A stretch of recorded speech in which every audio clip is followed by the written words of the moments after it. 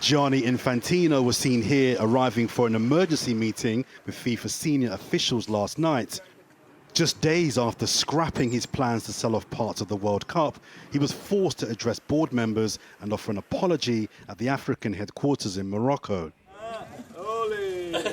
The outcome was an agreement that he would stay on as president. A statement soon followed, stating that the FIFA management board in attendance reaffirmed their full support. It's only been a week since some of FIFA's senior officials had expressed their disgust at the proposal. FIFA Secretary General had said it was a sad and reproachable series of events. FIFA's chief operating officer, who resigned, had said there was a lack of trust, a lack of transparency, and a lack of good governance.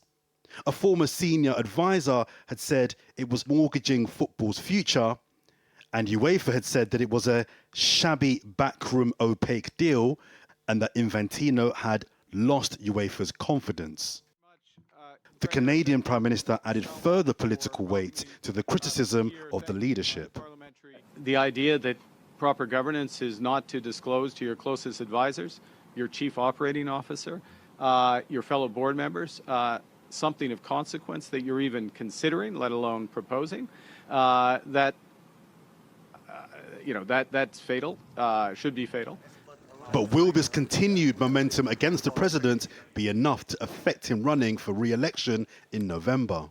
There may be some kind of, back corridor arrangement where he says, OK, you let me stand now and I will essentially set out a timetable for my departure. Because the last thing Infantino wants, actually the last thing a lot of people in FIFA want, is an acrimonious, divided FIFA.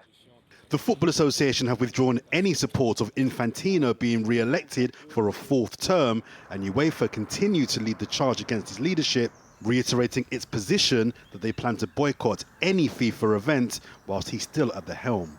It's worth considering how many countries in the world is this actually a big story. I'd be surprised if it was more than a few dozen.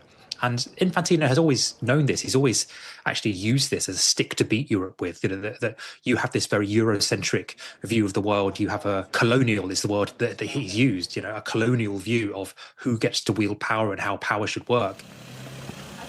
Infantino has now left Morocco to continue his charm offensive in Colombia.